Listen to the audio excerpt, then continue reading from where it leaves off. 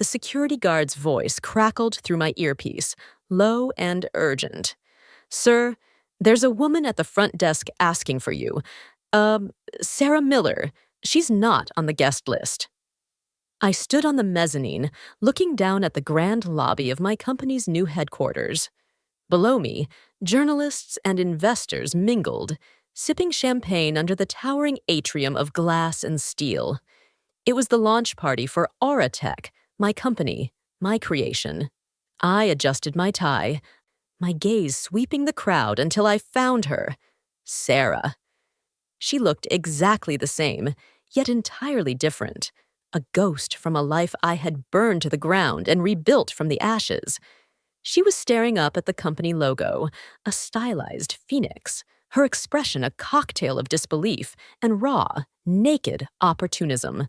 She didn't know that the only reason she made it past the front gate was because I had given the guards a special instruction.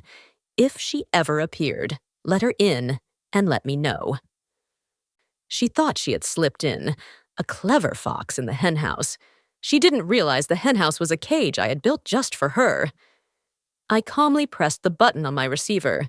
"It's fine, Mark. Let her in. I'll be right down." As I descended the floating staircase, every head turned. I was the man of the hour, the city's newest tech mogul, but I only had eyes for her. The woman who, in a sterile courtroom just 2 years ago, had spat the word failure at me like it was poison. She had no idea that the very company she was now gawking at, the one whose success was being toasted with $100 bottles of champagne, was funded by the single idea she told me to give up on. She thought it was our biggest mistake. It turned out to be my greatest asset. You're probably wondering why I would let this woman, this monument to my painful past, walk into my moment of ultimate triumph. The answer begins with a broken wedding vow and the slow, grinding erosion of a man's soul. To understand the woman in my lobby, you have to understand the woman I married. When I met Sarah Henderson, I thought she was everything. She was vibrant, ambitious, and beautiful. I was a senior software engineer at a major tech firm, smart, steady, and in her eyes, a perfect provider. We got married within a year. I was completely in love, not just with her, but with the life I thought we were building together. I saw a future of partnership, of mutual support. Sarah saw a future too. But her vision was of a life funded by my labor. I was the workhorse. I paid for our stylish downtown apartment. I paid for her brand new SUV. I paid for the endless stream of online shopping packages that arrived at our door. I paid for her interior design courses, her yoga retreats, and her weekend trips with friends. I told myself, this is what a good husband does. You support your wife's happiness. My salary was good, but it was never quite enough to satisfy her ever-expanding list of wants. "Just a little more, Alex," she'd say, tracing patterns on my chest at night. "My friend Brenda's husband just got a promotion. Their new house is stunning."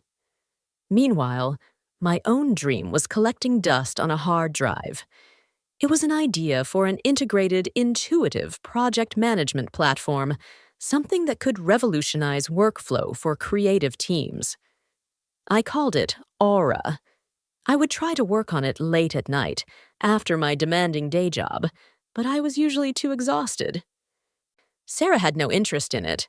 To her, it was a silly little hobby. "Why waste your time on that, honey?" she'd ask, peering over my shoulder. "You have a great job. Just focus on getting a promotion. That's where the real money is."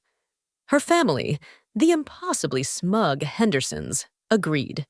At every family dinner, her father would grill me about my career trajectory at the firm, never once asking about my own passions. I was a tool for their daughter's comfort, and as long as I functioned correctly, they tolerated me. I was so blind. I thought their conditional approval was respect. I thought her endless demands were just ambition.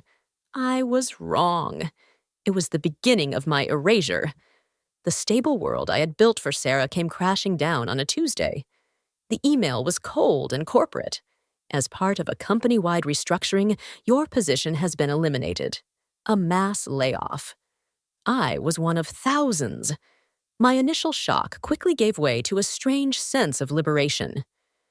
I had a decent severance package, enough to live on for 6 months, maybe a year if I was careful.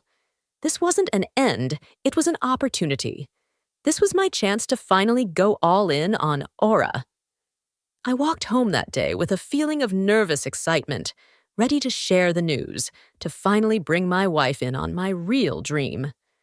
I found Sarah in the living room, scrolling through a catalog for luxury resorts. "Guess what?" I said, trying to sound upbeat. "I have incredible news." I explained the layoff, but framed it as the blessing we needed. "We have a cushion," I said, my voice full of passion. "I can finally dedicate myself to building my company. This is it, Sarah. This is our chance to build something that's truly ours." The look on her face was not one of excitement. It was pure, unadulterated horror. The catalog dropped from her hands. "You lost your job?" she repeated, the words hollow. "You were fired?" I tried to correct her, to explain the difference, but she wasn't listening. The color drained from her face, replaced by a pinched, sour expression. "So your plan is to waste my severance on your little computer game?" She sneered. The word "my severance" hit me like a physical blow. Suddenly, the money I had earned, the buffer that was meant to protect us, was hers to worry about. From that day on, our home transformed. The air grew thick with her disapproval. Her parents were relentless. Her father called to lecture me on my reckless irresponsibility. Her mother would have loud phone calls with Sarah, making sure I could hear every word. "I told you he didn't have the drive, sweetheart. A real man doesn't get fired." The word failure started to creep into our arguments. At first, it was attached to my project. "This whole idea is a failure, Alex." Then it became attached to me. "You're failing this family. You're failing me." I retreated into my work, coding for 18 hours a day in the spare bedroom, fueled by coffee and the growing certainty that I was utterly alone. The next few months were a blur of caffeine-fueled coding and cold silence. The severance money was dwindling faster than I had anticipated, and the pressure was immense. Every line of code felt like a gamble against time. Sarah barely spoke to me. She treated the spare bedroom where I worked like a contaminated zone, referring to it as his cave. She started spending more and more time out of the apartment. It was always drinks with Brenda or a class at the gym. Yet she came home smelling of expensive perfume and wine I knew we couldn't afford. She was on her phone constantly, a sly smile playing on her lips as she texted, always angling the screen away from me.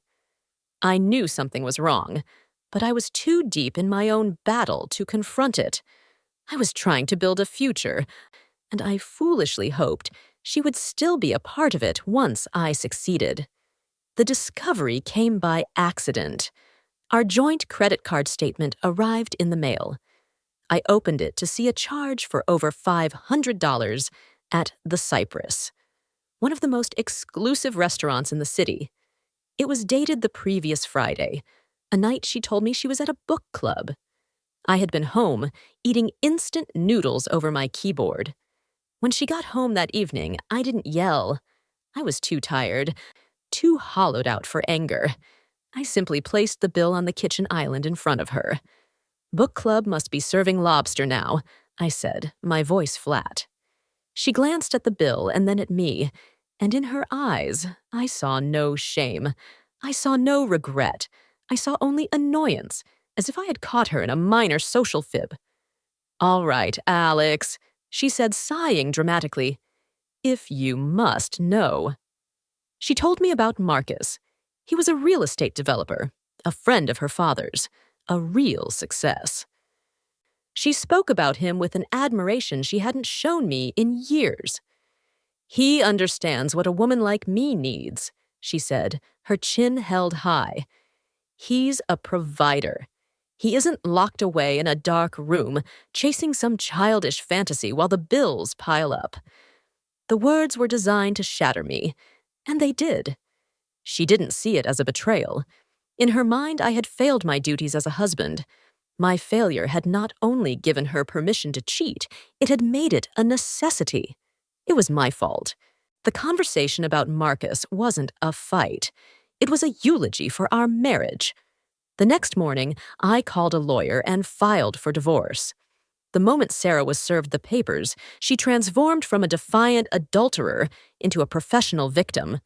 To our mutual friends, to her family, she spun a heartbreaking tale of a husband who grew cold and distant, obsessed with a failing project, who ultimately abandoned her emotionally and then legally. The affair with Marcus was conveniently omitted from her narrative. She was the loyal wife, left behind by a man in the throes of a midlife crisis. Her family, of course, rallied behind her, ready for war. They hired a shark from her father's law firm. I could only afford a small-time attorney who seemed perpetually overwhelmed. The battle wasn't about assets.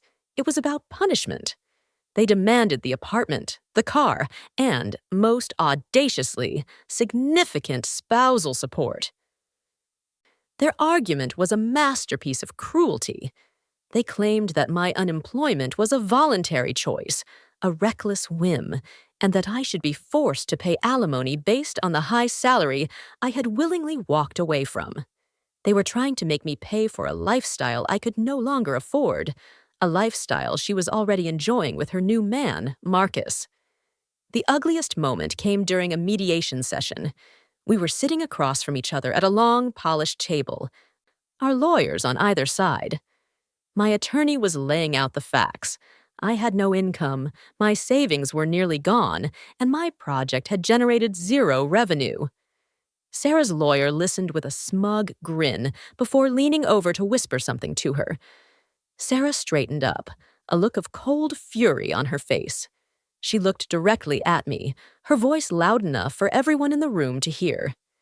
"He's asking you to believe he's broke," she said to the mediator, but her eyes were locked on mine. "What he is a failure. He had a brilliant career, a beautiful home, a wife who supported him, and he threw it all away. He failed. Why should I have to pay the price for his failure?" The word hung in the air, heavy and toxic. Failure. It wasn't just an insult anymore. It was her legal position.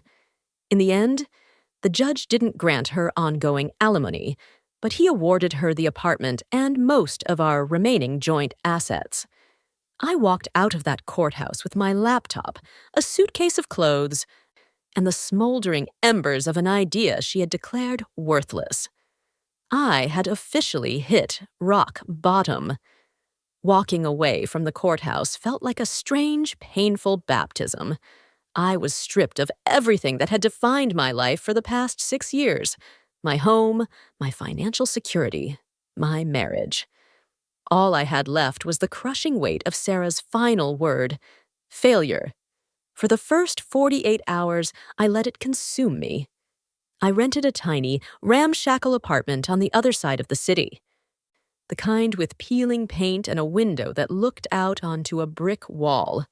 I lay on a mattress on the floor, the silence of the room deafening, and I let her voice echo in my head. Failure, failure, failure. I let myself feel the full gut-wrenching pain of it, the humiliation, the betrayal, the profound injustice. And then, something shifted. Lying there in that dusty, empty room, I realized Sarah had given me a gift. By taking everything from me, she had freed me. I no longer had to perform for her. I no longer had to chase her father's approval. I no longer had to measure my worth by the size of my paycheck or the brand of my car. All the chains that had bound me to a life of quiet desperation were gone. The word failure was the only thing she had left me, so I decided to own it. I got up, plugged in my laptop, and on a piece of paper, I wrote that single word in big black letters and taped it to the wall above my screen. It would not be my epitaph. It would be my mission statement. It was a reminder of what I had to overcome. It was the fuel for the fire. That week, I took a job delivering pizzas at night. The work was mindless, but it paid for my rent and my groceries. It humbled me. There was a strange dignity in it, an honesty my old corporate job never had. My days were a different story. From the moment I woke up until my delivery shift started, my world was aura. I wasn't just coding anymore. I was waging a war. Every algorithm I wrote, every bug I squashed, every feature I designed was a silent act of rebellion. The man who had tried to please Sarah was dead. In his place was someone she would never recognize, a man with nothing to lose and everything to prove. The next year of my life had only two modes: delivering pizzas and building my empire from a fold-out card table. The world outside my tiny apartment ceased to exist. I didn't date. I didn't see friends. My diet consisted of cheap pizza from work and instant ramen. The sticker on my wall with the word failure became my silent partner, my unforgiving boss. I would code until my vision blurred, sleep for 4 hours on the floor mattress, and then get up and do it all again. I was a ghost haunting my own life, and aura was my only obsession. Slowly, painstakingly, it began to take shape. It was more than just a project management tool. It was an intuitive, predictive workspace that learned from its users. The key breakthrough came at 3 a.m. on a Tuesday, fueled by stale coffee. I solved the core problem of dynamic resource allocation, creating an algorithm that could anticipate a team's needs before they even knew them. It was elegant, it was powerful, and it was unlike anything else on the market. The prototype was alive, but I was running on fumes, both physically and financially. The server costs to run a closed beta test were more than my pizza job could cover. I was at a precipice. I had built the engine, but I had no money for gas. In a moment of sheer desperation, I called the only person from my old life who had ever asked me about my passion project with genuine interest, David, a fellow engineer from my old firm.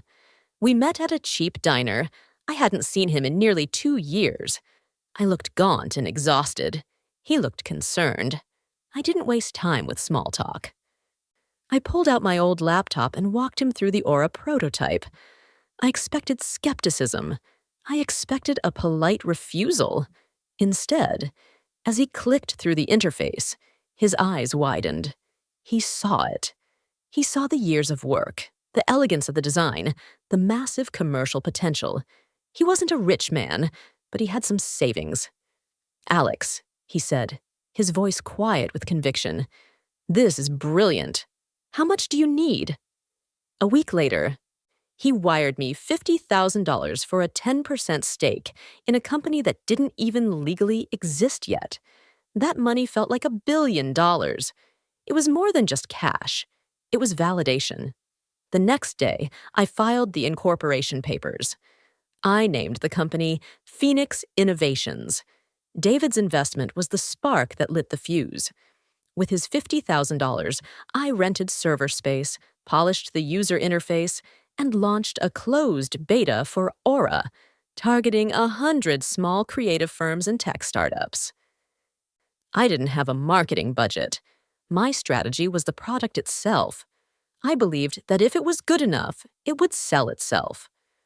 For the first few weeks, there was silence. Then, a trickle of positive feedback became a flood. Users were evangelizing it on professional networks and private Slack channels. They called it intuitive, a game changer, the first tool built by someone who actually understands workflow. The tipping point came from an article on a major tech news site. A journalist had been given beta access by one of our users and wrote a glowing, unsolicited review under the headline, "Is Aura the Google Docs killer we've been waiting for?" The article went viral. My inbox, once filled only with pizza coupons, was suddenly overflowing with inquiries from venture capital firms on Sand Hill Road. The man who, just months earlier, was debating whether he could afford brand-name coffee was now flying first class to Silicon Valley to listen to multi-million-dollar offers. I was cautious. I had learned the hard way what it meant to lose control. I turned down the biggest offers and partnered with a mid-sized VC firm that understood my vision and valued my independence. They invested $12 million. The world tilted on its axis. The first thing I did was hire David as my chief technology officer, paying him a salary that made his eyes water and increasing his equity stake substantially. We leased 3 floors of a brand new office building downtown. We hired the best engineers, designers, and marketers we could find. Phoenix Innovations was no longer a dream operating out of a slum. It was a rocket ship, and I was at the controls. I quietly bought a minimalist, modern house with floor-to-ceiling glass walls overlooking the city. I bought an understated but powerful German sedan. I was acquiring all the symbols of success that Sarah had worshipped, but they felt different now. They weren't props to make someone else happy. They were simply the quiet results of my own work. Through all of this, I remained a ghost. The company had a public face, but I did not. No magazine profiles, no television interviews, no social media. In the tech world, Phoenix Innovations was a rising star, but its CEO, Alex Miller, was an enigma. It was a deliberate choice. I knew, with a certainty that settled deep in my bones, that my story with Sarah wasn't over yet. 2 years after the venture capital funding, Phoenix Innovations was the undisputed titan of the productivity software space. Aura was on millions of computers worldwide. Our valuation was approaching $1 billion. It was time for a coming-out party. We planned a massive launch event to celebrate the release of Aura 2.0, to be held in the soaring 3-story atrium of our headquarters. It was a celebration of my team's hard work, but for me, it had a second, private purpose. The news about Sarah had reached me a few months prior, just as I had always known it would. It came from David, who had run into an old colleague from our former company. The story was predictable, a small, pathetic tragedy. Marcus, the real success, had dumped her. Apparently, his real estate empire was built on a mountain of debt, and when things got tight, his generosity dried up. He left her for the younger daughter of one of his investors. Sarah, who had burned every bridge to be with him, was left with nothing. She was working as a hostess at a downtown restaurant, the kind of place she used to dine at, never work. Hearing this didn't bring me a rush of pleasure. It brought a feeling of cold, quiet finality. Her life with me had been built on my labor, and her life with Marcus had been built on his. She had never built anything for herself. The universe had simply delivered a logical outcome, but it wasn't enough. My humiliation had been personal and public. Her comeuppance needed to be the same. The launch party was the perfect stage. I called my executive assistant, a sharp woman named Chloe. "I have a strange task for you," I said, handing her a piece of paper. On it was Sarah's name, her maiden name, Henderson, which I knew she had reverted to, and her last known address. "I want you to add this name to the press and media invitation list. File it under local business bloggers. Make sure a physical invitation is mailed." Chloe gave me a curious look, but simply nodded. "Of course, Mr. Miller." The invitation would look like a standard piece of corporate outreach, a minor name on a list of hundreds. It was a lure, cast into the dark water of her desperation. I knew she would take the bait. I had designed the cage. I had polished the bars. Now, all I had to do was wait for the ghost to come home. The night of the party was electric. The lobby buzzed with energy, a sea of influential faces and flashing cameras. I was giving a short interview to a reporter from the Wall Street Journal when the call I had been waiting for came through my earpiece. "Sir, there's a woman at the front desk asking for you.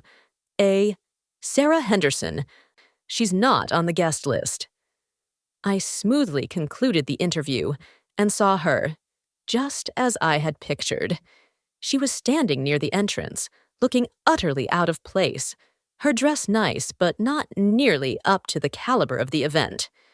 She was staring at the logo of the Phoenix, her face a storm of confusion and dawning horror as she finally connected the name of the city's hottest company to the man she had thrown away.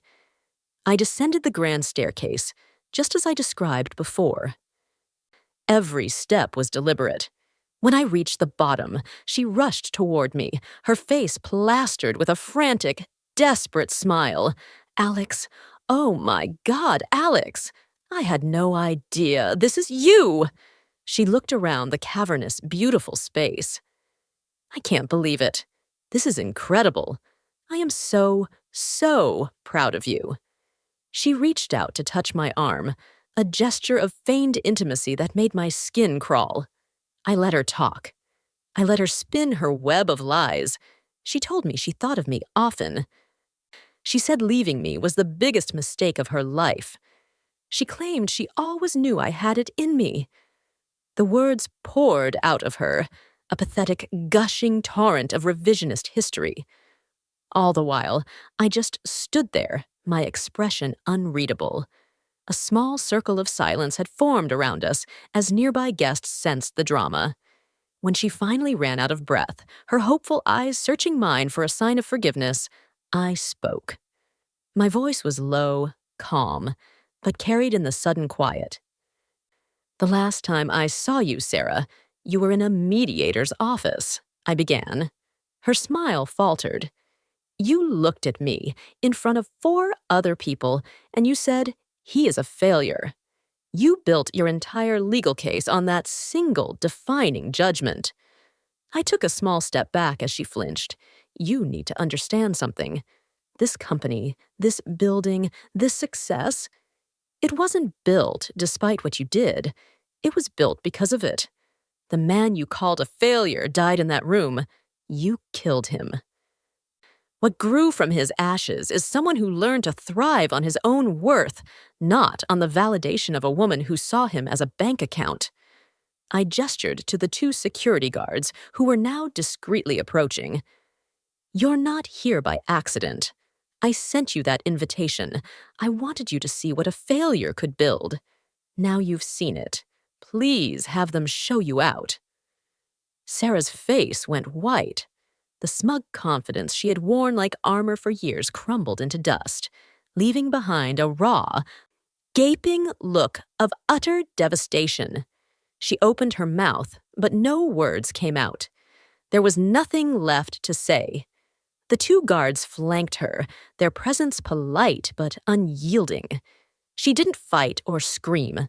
She simply turned, her shoulders slumped in defeat, and allowed them to escort her across the gleaming marble floor and out the revolving glass doors into the night.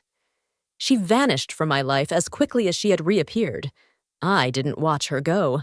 I turned to my friend and CTO, David, who was standing nearby, holding 2 glasses of champagne. He handed one to me with a grim, knowing smile. "Well," he said quietly, "I guess that chapter's closed."